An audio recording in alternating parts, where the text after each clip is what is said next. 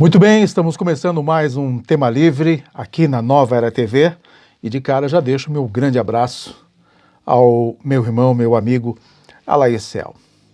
Marcel, o final de semana que passou, nós vimos aí, claro, as notícias pelo Brasil afora da contabilização de 500 mil mortos por Covid no Brasil.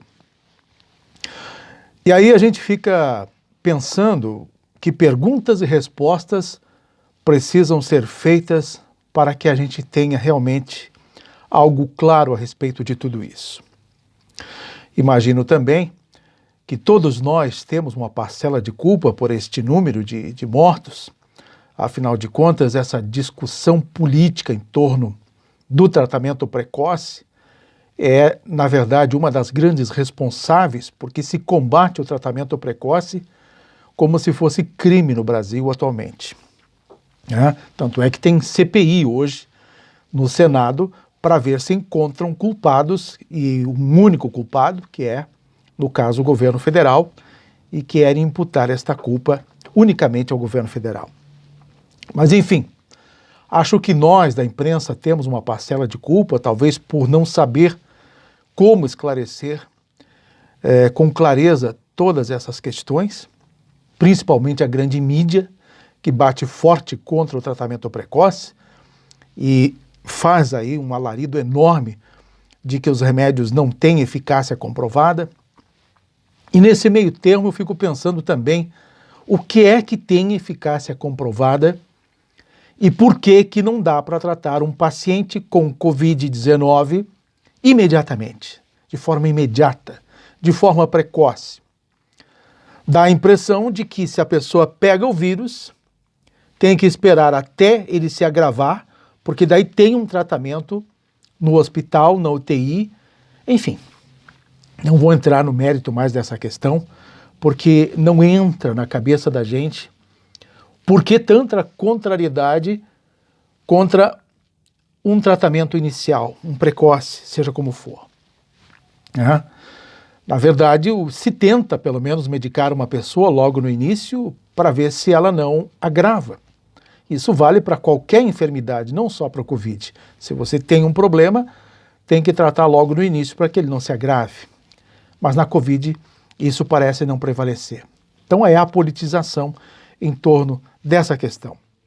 Então todos temos, sim, uma parcela de culpa, Governos federal, estadual, municipal, principalmente, porque a gente sabe aí que bilhões de reais foram enviados aos governos estaduais e a gente sabe o quanto disso tudo foi desviado também por parte desses governos e que tem, claro, a culpa pela morte de muitas e muitas pessoas. Também culpa da própria comunidade, da população, pessoas que não estão respeitando até agora as orientações de usar álcool em gel, de usar máscaras, de não se aglomerar, enfim, todas as pessoas que realmente criaram algo contrário a essa necessidade de seguir um regramento também têm uma grande parcela de culpa. E aí a gente vê a nível nacional toda essa politização, uma CPI da pandemia apenas com o único objetivo de atingir o governo federal. Quem sabe mais adiante, a gente já sabe até o resultado desta CPI, mais adiante com certeza vão querer instaurar um processo de impeachment e a gente sabe até onde quer chegar esse processo de impeachment e assim por diante. Nem vou entrar muito nessa questão porque anoja toda essa situação no Brasil, como se nós tivéssemos um único culpado por todo esse problema de um vírus que veio de um lugar de que a gente sabe que é a cidade chinesa e, enfim, uma série de problemas que acabou, então, contaminando o mundo inteiro. E só no Brasil se busca um único culpado. Então, tudo parece uma situação inversa de valores, e com envolvimento de justiça, de políticos, de pessoas que não estão nem aí com a vida, mas basicamente preocupadas com o poder, com o dinheiro e seja o que for. Muito bem. Eu já quero entrar basicamente nessa questão política, Laicel, porque depois do intervalo comercial eu quero falar sobre o terreno da Sinotruc, na cidade de Lages, que é uma novela que se arrasta desde quando foi implantado ou quando foi comprado esse terreno em 2013, na administração do prefeito Eliseu Matos. Eu quero rebuscar um pouquinho o que se vê hoje a nível de estado de Santa Catarina. Também houve um início muito cedo de uma campanha política visando 2022, e aí eu quero trazer um assunto que envolve a cidade de Chapecó, em que o prefeito João Rodrigues tem se dedicado muito a criticar nacionalmente políticos, veículos de comunicação, mas é o jeitão dele, né? Ele procura fazer com que a mídia basicamente gire em torno dele. O prefeito João Rodrigues é uma pessoa que tem uma fácil comunicação, tem uma voz potente, tem um raciocínio muito bom, a gente tem que concordar com isso, e ele consegue então fazer com que o que ele leva para as redes sociais, ele é o próprio marqueteiro, né, da prefeitura e também do seu governo. Ele usa muito as redes sociais e com muita prioridade, assim, posso dizer, muita força, né? Ele tem esse domínio da mídia. E agora, então, ele conseguiu fazer com que o evento da motociata venha para Chapecó no próximo dia 26 e 27, ou seja, o presidente da República vai estar no dia 26, sexta-feira, já na cidade de Chapecó, fará uma visita na Arena Condá, onde algumas obras estão sendo realizadas com recursos federais, aliás, emendas de quando o João Rodrigues era deputado federal. À noite, o presidente vai fazer uma palestra para empresários, né, totalmente restrita, com um número limitado de pessoas, e no sábado, então, já ia a convocação para a motociata, desde as 8, 9 horas da manhã, essa movimentação, e com lugares para concentração e tudo mais, e a expectativa é de que se reúna em Chapecó pelo menos 40, 50 mil motociclistas, envolvendo gente de Santa Catarina, do Paraná, do Rio Grande do Sul, e essa então é a história. Mas a política que eu estou querendo me referir nesse meio todo envolve o prefeito João Rodrigues e o senador Jorginho Melo. É que uma semana antes, o senador Jorginho Melo havia anunciado que conseguira uma motociata na cidade de Florianópolis, marcada para o dia 14 de agosto. E aí houve então uma discussão enorme em torno do assunto, porque com essa realização de uma motociata em Florianópolis, havia a expectativa de que toda aquela ideia de se fazer também em Chapecó não pudesse mais ocorrer, porque 2 eventos dessa magnitude, né, envolvendo o presidente, no mesmo estado, poderia então Chapecó estar riscado do mapa quanto à realização do evento. Mas, para a surpresa de todos, um dia depois, o prefeito João Rodrigues anunciou a motociata em Chapecó e não para meses depois, e sim para uma semana seguinte. Então, dia 26 agora de junho, estará o presidente na cidade de Chapecó e no dia 27 fazendo então essa motociata. Então é um jogo político extremamente interessante, porque aí se configura uma visualização para o futuro em 2022, em que Jorginho Melo já se colocou como pré-candidato ao governo de Santa Catarina, enquanto que o João Rodrigues existe uma possibilidade de ser também candidato ao governo, porque ele está está aparecendo bastante na mídia, né? Está enaltecendo o nome dele, e hoje se coloca a possibilidade do prefeito também ser candidato ao governo, e ainda uma possibilidade que eu acho extremamente remota, de ele ser candidato a vice-presidente juntamente com Bolsonaro. É a coisa que eu não acredito. Para ser vice-presidente, o cacife precisa ter muito mais do que simplesmente um prefeito do interior de Santa Catarina. Mas, enfim, é uma coisa que vem sendo colocada. João Rodrigues não esconde essa vontade, né? E os dois, Jair Bolsonaro e também João Rodrigues, são muito amigos desde os tempos de Câmara Federal, os dois eram deputados, e as coisas, então, se encaminham nesse sentido. A verdade é que hoje existe, então, uma pulga atrás da orelha do Jorginho Melo com essa possibilidade, então, de, se João Rodrigues não for candidato a vice-presidente, que eu acho bastante difícil, existe sim uma possibilidade de ele ser candidato ao governo de Santa Catarina, porque o bonde está passando agora, né? O cavalo encilhado para João Rodrigues está em alta, né? Um cavalo bonito, bem bonito, com belos pelegos e tudo mais, né? Então existe essa possibilidade, mesmo com 2 anos e pouco de administração municipal. Claro, ele tem negado que quer cumprir o seu mandato, que ele foi eleito prefeito de Chapecó e que essa possibilidade dele deixar, então, o cargo de gestor municipal não está muito nos planos dele.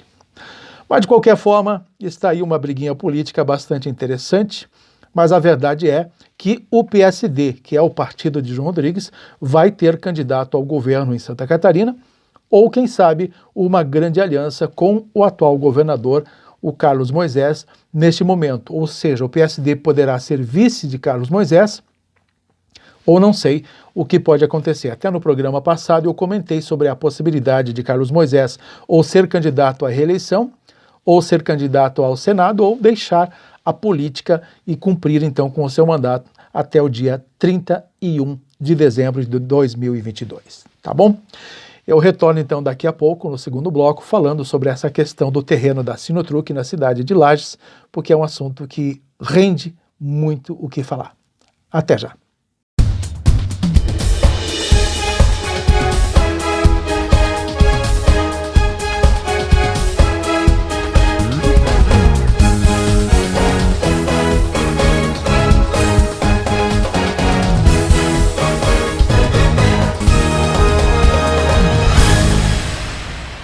Neste momento em que a pandemia do novo coronavírus está em seu pior momento, precisamos fazer a nossa parte. Se possível, fique em sua casa para se proteger. Vai sair? Use máscara o tempo todo. Evite a aglomeração, hein? Lave suas mãos com água e sabão. E passe o álcool em gel 70%. Cada um fazendo a sua parte, vamos vencer juntos!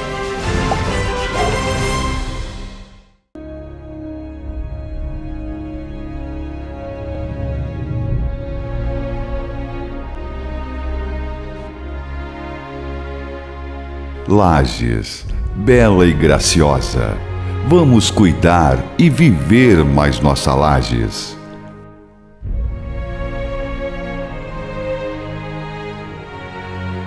Mensagem Transul, o seu transporte de todos os dias.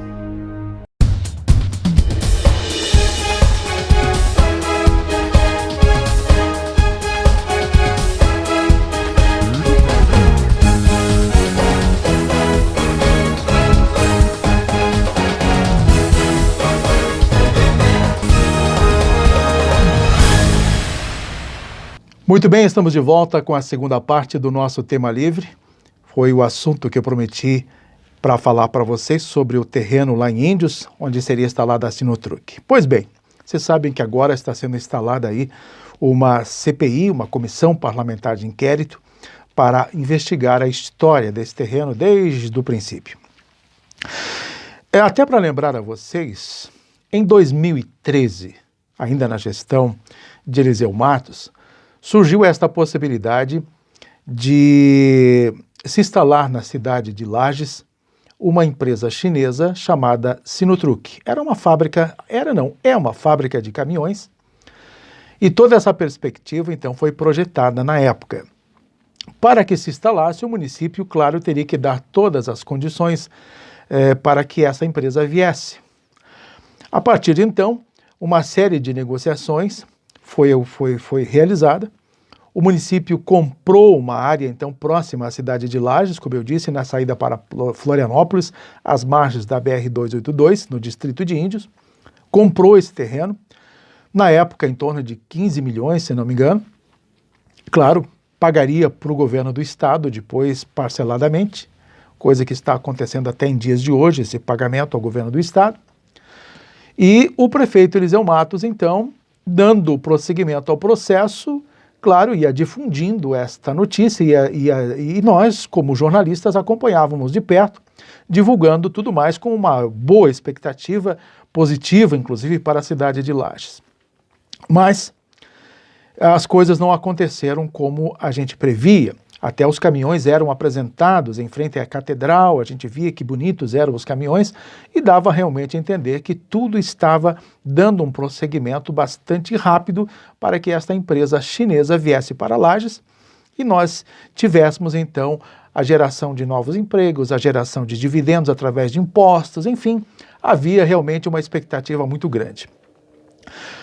As coisas não evoluíram como nós pensávamos ou como queríamos, porque na época, se não me engano, por causa de uma crise mundial, a empresa dos chineses acabou então não vindo mais para Lages, desistiu do projeto e o terreno permaneceu por lá. Não se sabia mais o que fazer então com esse terreno, porque o município detinha então os direitos dele, da exploração dele.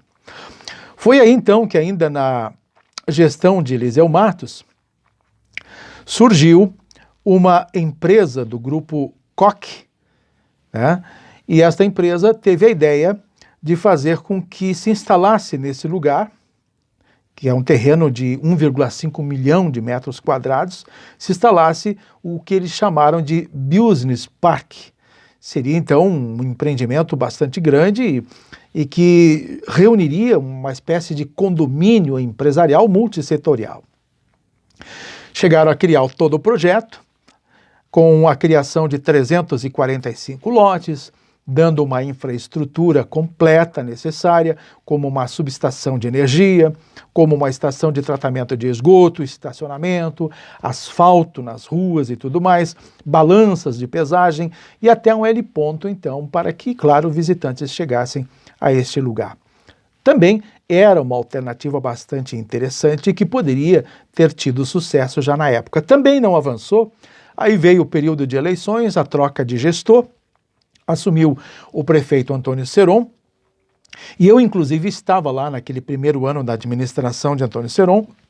O grupo COP, né, acabou então, o COC, não COP, o grupo COC voltou a investir nessa ideia, conversou com o Seron, apresentou o projeto e chegou até dar uma ideia de que as coisas evoluiriam nesse sentido. Mas, não sei por que cargas d'água, por que razão, o prefeito Antônio Seron acabou não querendo que esse processo continuasse e o grupo Koch então desistiu e tudo mais, e o terreno ficou por lá.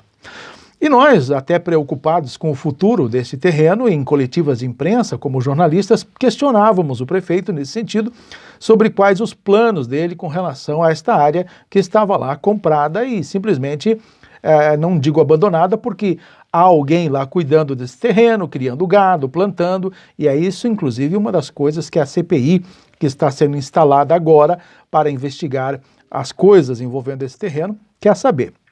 Então, nesse sentido, surgiu esta CPI na Câmara de Vereadores de Lages, para investigar desde o início todo esse processo envolvendo a compra desse terreno, o que foi feito, o que não foi feito, o que ele está sendo utilizado, para que vai servir e tudo mais, quanto o município paga, enfim, quer saber tudo a respeito. A CPI, presidida pela vereadora Eliane Moraes, e fazem parte desta comissão os vereadores Agnello Miranda, o Jair Júnior, a Katsumi Yamaguchi e também o Ney Casanossa. Eles querem agora fazer um pente fino e saber, então, tudo a respeito do que foi investido, enfim, o que envolve esse imbróglio do terreno da antiga Sinotruc. A gente fala Sinotruc porque ficou o apelido e é mais fácil de você se situar e de se localizar.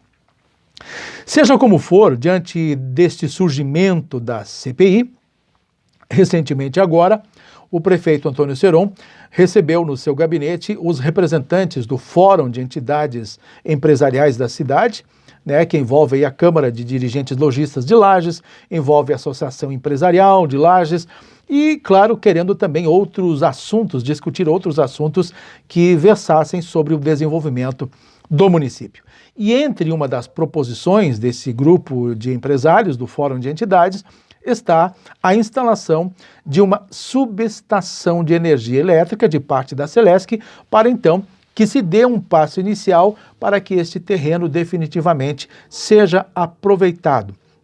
E aí, então, vem a ideia de que definitivamente ele se torne um parque industrial e que as empresas possam se instalar, que indústrias possam se instalar lá nesta área industrial de Índios, que chamam de parque industrial agora, né?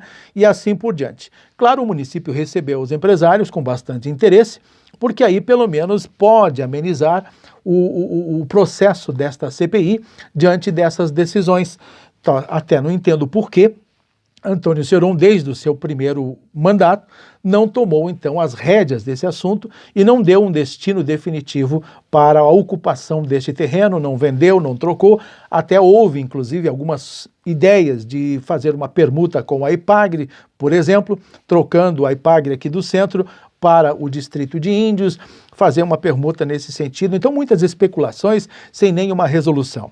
A verdade é que a partir desta CPI, tudo agora parece ganhar uma notoriedade, uma agilidade, um interesse maior por parte do município, e então as conversações agora estão acontecendo, juntamente com os empresários, dar então esse destino a esse terreno, criando essa subestação da Celesc e logo então criar este parque. É o segundo passo. Inclusive tem empresa já que tem projeto para se instalar lá nesse terreno em Índios. São coisas que a gente não imagina as razões, mas que simplesmente foram deixando de lado e que poderiam ter tido uma resolução muito antes diante dessas necessidades. Logicamente, os empresários não estão somente preocupados com o desenvolvimento deste terreno lá na saída para Florianópolis, mas também com outras demandas da cidade de Lages, como, por exemplo, preocupados com o entorno do mercado público, e eles querem fazer uma espécie de ligação do centro, que já está todo revitalizado, para levar as pessoas até o mercado público e fazer uma ligação com melhorias de ruas e tudo mais, né? Inclusive já comentei aqui em alguns momentos as necessidades básicas para que se facilite realmente o acesso ao mercado público, que provavelmente ainda neste ano será inaugurado. Mas enfim, são demandas que estão sendo bastante preocupantes, como é a rua Vitor Alves de Brito, que é na saída para São Joaquim, que também entrou aí na lista de prioridades. É uma rua que vai até lá na estrada que segue para São Joaquim e é bastante deficitária, cheia de problemas e tudo mais, e ali poderia também ser dada uma atenção especial. O importante é que os empresários do Fórum de Entidades se aliaram ao prefeito nesse sentido, né, com a preocupação de dar destino a problemas de demandas interessantes para o desenvolvimento da cidade de Lages, e essas coisas, então, precisam ser colocadas em prática. Outra preocupação deste Fórum de Entidades, para a gente encerrar o nosso bate-papo aqui, é com relação ao aeroporto em Correia Pinto, o aeroporto regional, e esta semana tivemos boas notícias em que o governo do estado, através da Secretaria de Infraestrutura e da Casa Civil, que esteve essa secretaria no Sindacta, lá em Curitiba, conversando, e há a perspectiva, então, já da liberação ambiental, de todos os finalmentes desta pista para serem concluídos, e talvez agora, já em agosto, setembro, tenhamos a liberação para os voos regulares comerciais na cidade de Correia Pinto, neste aeroporto regional. Então são boas as notícias nesse sentido, e agora a gente aguarda então o final desta CPI sobre este terreno da Sinotruc e aguarda também quais serão os passos do município para dar celeridade no aproveitamento desta área que está lá desde 2013 só rendendo gastos, né, sem nenhuma resolução efetiva para que ela seja ocupada. E a gente espera que a partir de agora, então, ainda nesta gestão de Antônio Seron, esse terreno tenha um destino. Tá bom, meus amigos? Um grande abraço a vocês e até o nosso programa Tema Livre da próxima semana. Até mais.